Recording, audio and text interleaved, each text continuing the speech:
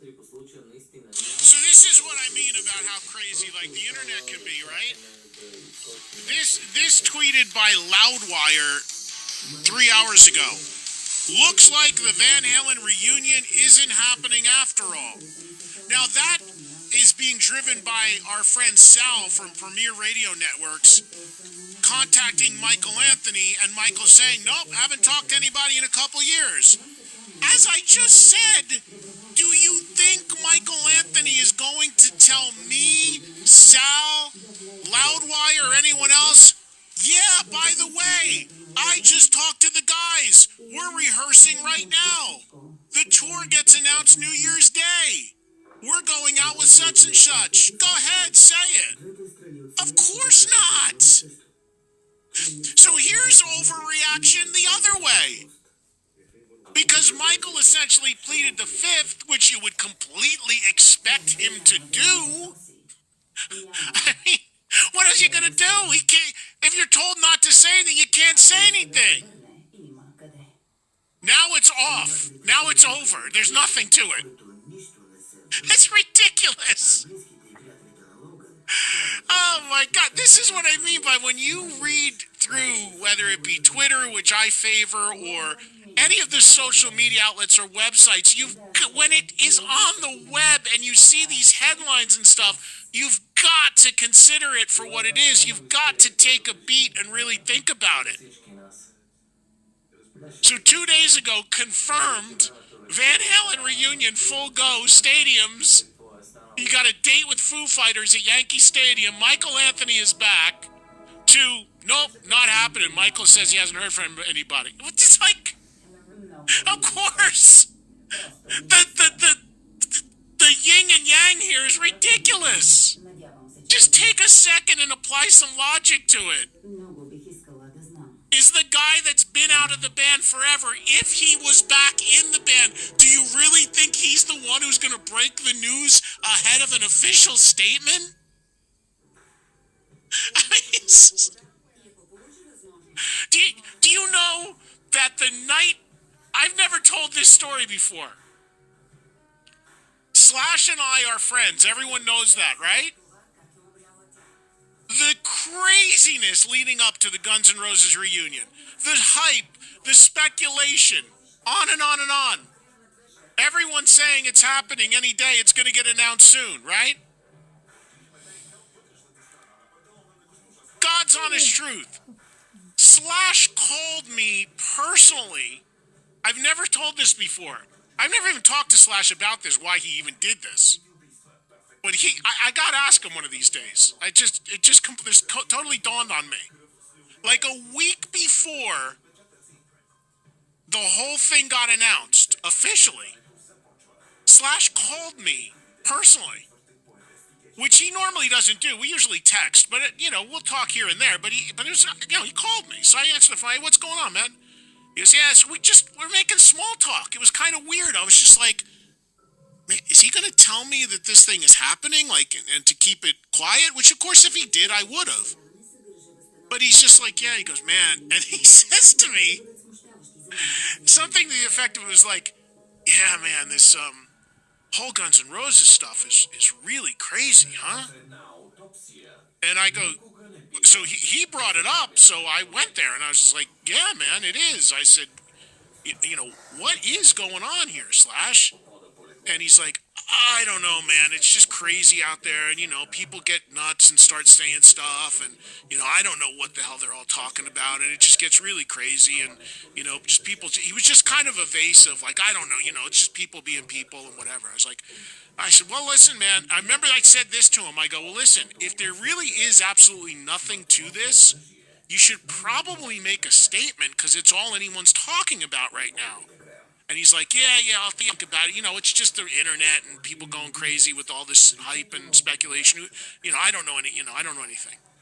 Like 4 days later, the Guns N' Roses tour was officially announced. I think he was like probably just kind of kicking the tires with me to see what I knew.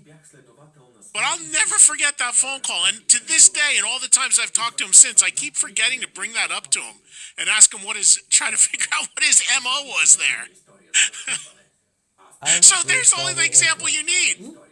I know the guy in that instance. He called me privately just to chat, basically denying anything was happening. And like 4 days later, one of the biggest tours in the history of rock gets announced. So does anybody think Michael Anthony, one of the most wonderful, nicest, one of my favorite human beings on the planet, and also a friend, you really think he's breaking this news to me or anybody else before it happens? Do you really think his denial if something was going on means nothing's happening? Come on. People just buy anything, man. That's why our boy Threaten over there had such fun. Alleged fun with people.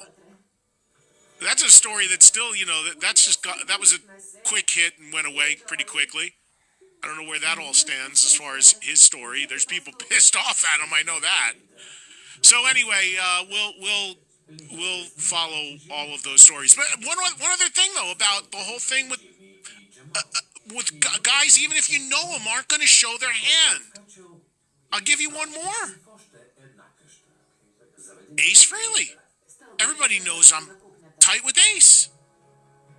Ace Frehley leading into the Kiss reunion didn't tell me it was happening.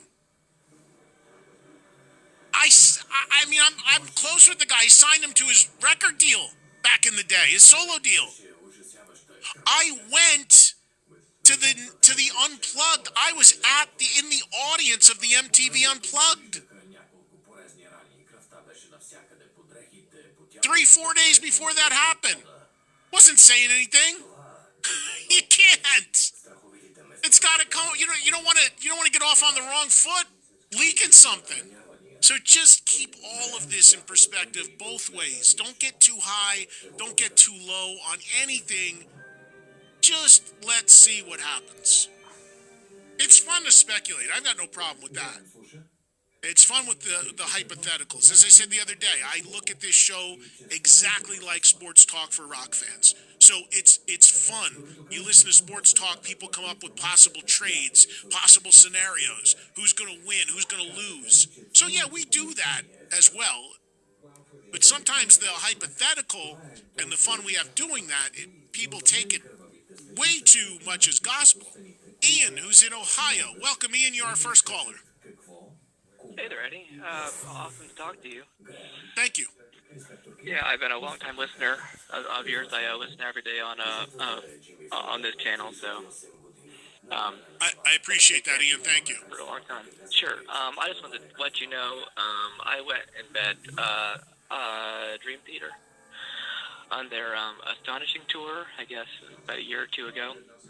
And it was the whole meet and greet thing. I'd never done that before, but John Petrucci is my favorite guitar player, so I really went to meet him. And it was a really great experience, I thought. I had a great time. All the guys were super nice. We got, first serve at the merch stand, and the picture went well, and I just had a really good experience with it, so. Ian, what did the Dream Theater VIP meet and greet cost you? It came with the ticket. It was like a very early sale. It was over $200, but the ticket came with it, so I didn't think that was too horrible. And it was a good seat? Yeah, it was right up on top of the stage. Yeah, when James sang, he stood over me. That's how close I was. They had chairs right in front of the stage. So. Right. Well, good. It's good to hear. I mean, we get so many calls on this show, and Ian, thank you. Happy New Year to you. Thanks for listening. We get so many calls on this show about VIPs and meet and greets, the good, the bad, the somewhere in between. And that's good because, as I've said before, if an artist is going to charge you for the right to meet them, you should get exactly what you are promised in that package. And if you're not, or you have a bad experience, or you're treated poorly in a situation where you paid for that experience, well, you've got a national platform outlet right here to call into to tell the world about it. And that's an important thing. Keep that in check. There's a lot of people that do the VIP meet and greets very well, very fairly. and then there's many that are completely over the top and will charge you and sell you literally anything, including what they played on stage that night, as we talked about with Kiss. So there's varying extremes on all of this and varying degrees of it. A couple $100 for a good seat, and a meet and greet is extremely reasonable by